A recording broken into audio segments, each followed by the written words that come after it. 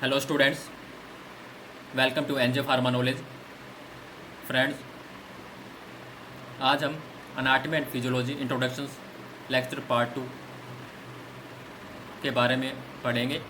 इससे पहले हमने लेक्चर 1 में जो इंट्रोडक्शन के बारे में पढ़ा था, तो कुछ टॉपिक थे उसमें, जैसे कि हमने अनाटमी एंड फिजियोलॉजी के डेफिनेशन के बारे में जाना था। दूसरा, हमने लेवल ऑफ ऑर्गेनाइजेशंस के बारे में जाना था। कुछ अनाटोमिकल पोजीशंस और डायरेक्शंस के बारे में हमने पढ़ा था। ठीक है जी। तो जो इंट्रोडक्शन का आज ये पार्ट 2 है। इसके बाद क्या हमारा जो अनाटमी एंड फिजियोलॉजी का इंट्रोडक्शन, जो बेसिक इंट्रोडक्शन है, वो फिनिश हो जाएगा। उसके बाद हम सेल्स के बारे में पढ़ेंगे, जो कि हमारी स्ट्रक्चरल एंड फंक्शनल यूनिट है हमारी बॉडी की। तो आज हम क्या है, इंट्रोडक्शंस पार्ट 2 पढ़ते हैं, जिसमें हम कौन कौन से जो टॉपिक, जो पॉइंट्स हम पढ़ने वाले हैं। तो उसमें सबसे पहले हम बात करते हैं बॉडी कैविटीज़ की, दूसरा हम होमोस्टेटिस की, और तीसरा हमारा basic life process. Body cavity क्या है, एक स्पेस है जिसके अंदर हमारे जो इंटरनली ऑर्गन्स क्या है होल्ड रहते हैं। उस स्पेस के अंदर वो जो स्पेस है वो क्या हमारे जो ऑर्गन्स उनको क्या प्रोटेक्ट करने का काम करता है। ठीक है जी। होमोस्टेसिस क्या है, स्टेट ऑफ बैलेंस है कि जो हमारी बॉडी के अंदर जो भी लेवल है, जो भी मतलब जो रेगुलेशंस हमारी बॉडी के अंदर हो रहा है, उसको क्या इक्विलिब्रियम क्या है मेंटेन रखना। जैसे कि हमारा बीपी होगा, ब्लड प्रेशर्स हो गया, ऑक्सीजन्स हो गया, टेम्परेचर्स हो गया, उनको जो मेंटेन रखना वो क्या है हमारी होमोस्टेसिस कहलाता है। उसके बाद कुछ बेसिक लाइफ प्रोसेस है, जो कि हमारे हर एक लिविंग ऑर्गेनिजम्स के अंदर जो कुछ लाइफ प्रोसेस होती है, जो कि टाइम टू टाइम क्या है वो चेंज होती जाती है। जैसे कोई भी ग्रोथ की अगर हम बात करें, तो टाइम टू टाइम जो है किसी भी लिविंग ऑर्गेनिज्म की, जो बच्चे से लेकर इन्फेंट से लेकर फिर अडल्ट स्टेज से लेकर, तो वो जो जैसे जैसे जो ग्रोथ होती है, तो वो कुछ बेसिक लाइफ प्रोसेस है जो हम क्या इसके बारे में हम पढ़ेंगे। तो सबसे पहले हम बात करते हैं बॉडी कैविटीज़ के बारे में। तो बॉडी कैविटीज़ है क्या, द कैविटी और space of the body contain the internal organs. The two main cavities are called the ventral and dorsal cavities. तो बॉडी कैविटी की अगर हम बात करें, body cavity is a fluid filled space inside the body that hold and protect internal organs. तो body cavities है क्या, एक वो स्पेस है, एक वो खाली जगह है जिसके अंदर क्या एक फ्लूइड फिल्ड रहता है, जो कि हमारे जो इंटरनली जो ऑर्गन्स है, इंटरनली ऑर्गन्स की अगर हमने बात करी, बात हमने इंट्रोडक्शन में की थी, पार्ट 1 में हमने बात की, जैसे कि हमारा ब्रेन हो गया, हार्ट हो गया, ठीक है जी, हमारा लीवर, स्टोमक, पैनक्रियाज, ब्लैडर, तो ये सभी के हमारे इंटरनल जो क्या है ऑर्गन्स है। इन ऑर्गन्स को क्या है हमारा क्या ये प्रोटेक्ट करने का काम करता है, होल्ड करने का काम करता है। ठीक है जी। तो वो क्या हमारा बॉडी कैविटीज़ कहलाती है। अब हम बात करते हैं बॉडी कैविटीज़ को दो पार्ट में डिवाइडेड किया है। एक आता है डोर्सल कैविटी, दूसरा आता है हमारा वेंट्रल कैविटीज़। तो डोर्सल कैविटीज़ की अगर हम बात करें, तो डोर्सल कैविटी क्या है, जो हमारे क्या back side of the body जो कैविटीज़ प्रेजेंट रहती है, वो क्या है हमारी डोर्सल कैविटीज़ है, जिसके अंदर क्या है हमारा जो ब्रेन और स्पाइनल कॉर्ड आती है। तो ब्रेन की अगर हम कैविटी की अगर हम बात करें, उसको क्या बोलेंगे, क्रैनियल कैविटीज़ बोलेंगे। और जो स्पाइनल कॉर्ड की अगर कैविटी की अगर हम बात करें, उसको क्या बोलते हैं, स्पाइनल कैविटीज़ बोलते हैं। उसके बाद आता है वेंट्रल कैविटीज़। तो वेंट्रल कैविटीज़ की अगर हम बात करें, तो वेंट्रल कैविटीज़ क्या होती है, जो कि front side of the body, हमारे जो शरीर है उसके आगे की तरफ का जो हिस्सा है, वहाँ पर जो कैविटीज़ जो प्रेजेंट रहती है, वहाँ पर जो हमारे जो ऑर्गन्स को जो होल्ड करने का काम करती है, तो वो हमारी क्या वेंट्रल कैविटीज़ कहलाती है। तो वेंट्रल कैविटीज़ के अंदर हमारे सबसे पहले दो पार्ट आते हैं, फिर वो डिवाइडेड होते हैं। सबसे पहला थोरेसिक कैविटीज़ और दूसरा हमारा एब्डिनो पैल्विक कैविटीज़। तो थोरेसिक के अंदर हमारा सबसे पहला आता है प्लूरल कैविटीज़, जिसके अंदर हमारे क्या तो लंग्स ऑर्गन्स आ जाता है। उसके बाद हमारा मीडियास्टर्नम आ जाता है, जिसके अंदर हमारा ट्रैके और इसोफेगस, जिसको हम इसोफेगस को क्या बोलते हैं, फूड पाइप भी बोलते हैं, जिसके द्वारा क्या हमारा फूड पासिज होता है। उसके बाद हम बात करें पेरिकार्डियल कैविटीज़। तो पेरिकार्डियल कैविटीज़ के अंदर हमारे कौन कौन से आ जाते हैं, हार्ट और जो वेसल्स हैं वो क्या हमारी पेरिकार्डियल कैविटीज़ के अंदर क्या हमारी आ जाती है। उसके बाद आता है एब्डिनो पैल्विक। एब्डिनो मतलब क्या, एब्डोमिनल प्लस में पैल्विक। तो एब्डोमिनल के अंदर हमारे कौन कौन से ऑर्गन आ जाते हैं, लीवर हो गया, स्टोमक हो गया, पैनक्रियाज और इंटेस्टाइन, ये सभी क्या है हमारे एब्डोमिनल कैविटीज़ के अंदर आते हैं। दूसरा पैल्विक के अंदर हम बात करें, तो पैल्विक के अंदर हमारे क्या है ब्रेडर आ जाते हैं। और उसके अलावा क्या हमारे जो रिप्रोडक्टिव ऑर्गन आ जाते हैं, जैसे अगर हम बात करें मेल्स के अंदर टेस्टिस, फीमेल के अंदर हम बात करें ओवरीज, तो ये क्या हमारे क्या पैल्विक कैविटीज़ के अंदर क्या हमारे आ जाते हैं। तो ये हमारे क्या था, बॉडी कैविटीज़ था। उसके बाद हम बात करें होमोस्टेसिस।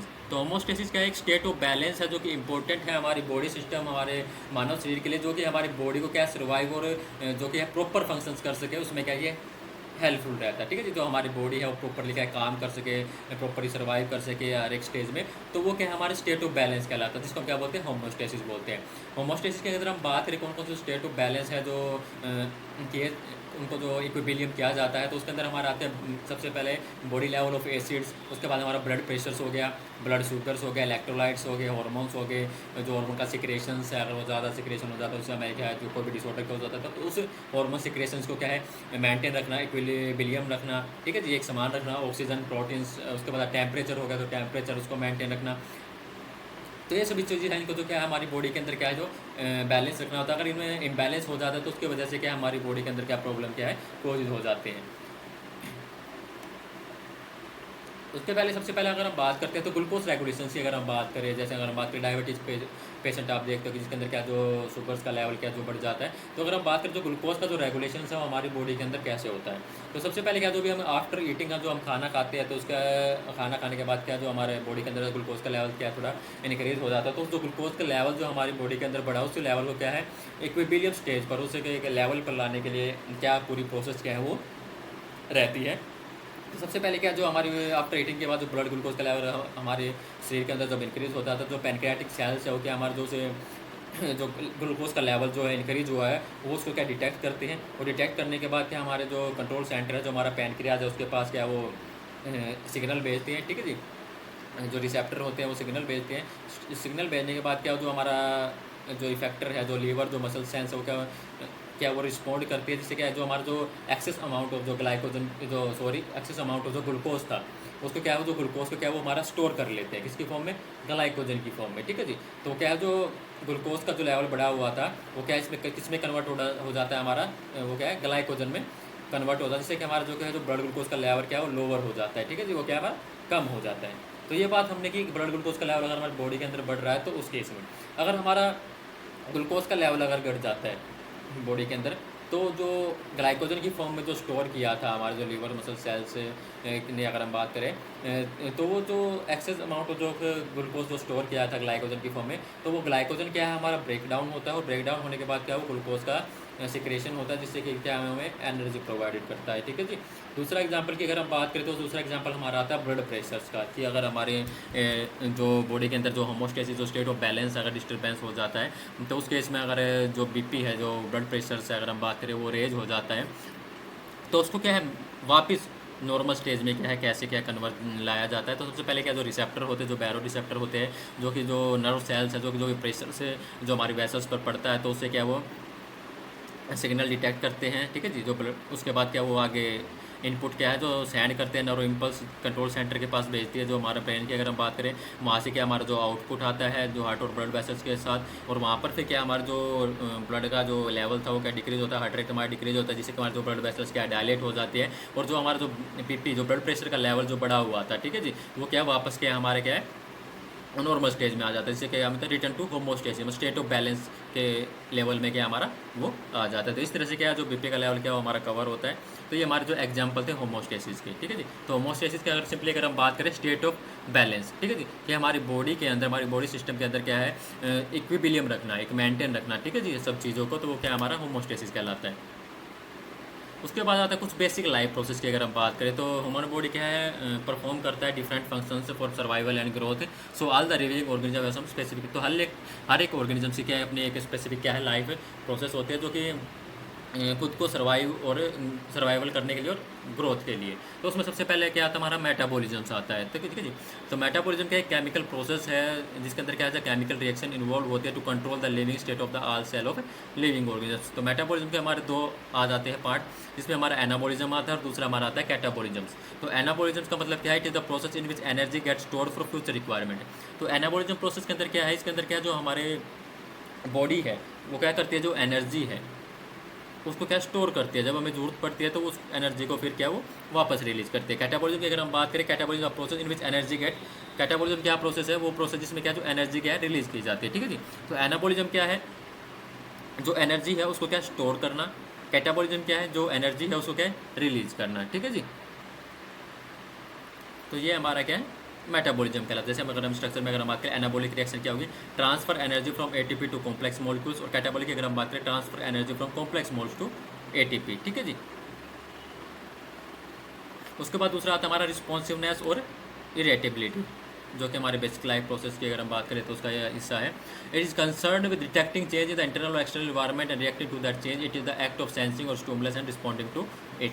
एग्जाम्पल अगर हम बात करें, involuntary pull your hand away from the painful stimulus. तो रिस्पॉन्सिवनेस और इरेटिबिलिटी की अगर हम बात करें, भी क्या हमारा एक बेसिक लाइफ प्रोसेस का पार्ट है, जिसमें कि अगर हम एग्जांपल की अगर हम बात करें, जब कभी भी हमें किसी भी कोई नकुली चीज़ पर हमारा हाथ लगता है, तो ऑटोमेटिक हमारा क्या है हाथ हमारा पीछे की तरफ जाता है। तो वो कुछ सेकंड की बात होती है कि उसी सेकंड में हमारा क्या है जो रिसेप्टर है वो क्या है उस सेंसेशन को डिटेक्ट करते हुए हमारे ब्रेन के पास हम भेजते हैं। सेंट्रल जो, अगर हम बात करें तो सेंट्रल जो पार्ट है हमारा ब्रेन का, उसके पास भेजते हैं, वहाँ से हमारे वापस क्या है इन्फॉर्मेशन आती है, और जिससे क्या है हमारा क्या है हाथ क्या है वो पीछे की तरफ आता है। तो पूरा क्या है रिस्पॉन्सिवनेस क्या है, इरिटेबिलिटी क्या है हमारा कहलाता है। उसके बाद हम बात करते हैं मूवमेंट की। अगर हम बात करें मैनी टाइप ऑफ मूवमेंट क्या है हमारी बॉडी के अंदर होते हैं, जैसे ब्लड सर्कुलेशन होना, ठीक है जी।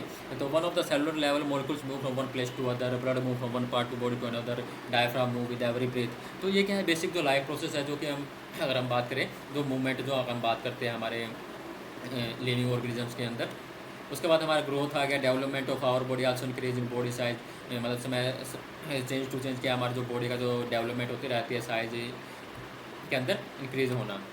उसके बाद डिफ्रेंशिएशन आ जाता है, ठीक है जी, जिसके अंदर क्या हमारे जो एक्सट्रीम सेल्स क्या वो जनरेट कंप्लीट ह्यूमन बॉडी, ठीक है जी। एक सेल्स क्या है वो हमारे क्या पूरे जो बॉडी सेल्स है उसको क्या है जनरेट करने का काम करते हैं। जैसे कि स्टेम सेल्स की अगर हम बात करें, उसी से क्या है हमारे जो muscle cells, fat cells, sex cells क्या है डेवलपमेंट होती है।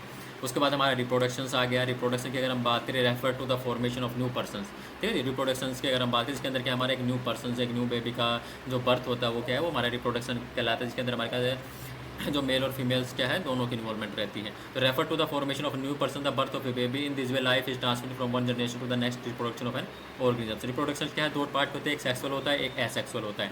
तो सेक्सुअल क्या है, the process is reproduction by involving two gametes और parents known as a sexual reproduction. इसके अंदर क्या सेक्सुअल रिप्रोडक्शन के अंदर दो गैमेट की क्या इन्वॉल्वमेंट होती है। अगर एसेक्सुअल की अगर हम बात करें, इन्वॉल्व ए सिंगल गैमेट्स या सिंगल पेरेंट्स, वो क्या हमारा एसेक्सुअल रिप्रोडक्शन के अंदर आता है। उसके बाद हमारा रिस्पिरेशन प्रोसेस आ जाती है, जो ऑक्सीजन को एलेन करना, CO2 को बाहर फेंकना, ठीक है जी, वो क्या रिस्पिरेशन हो जाती है।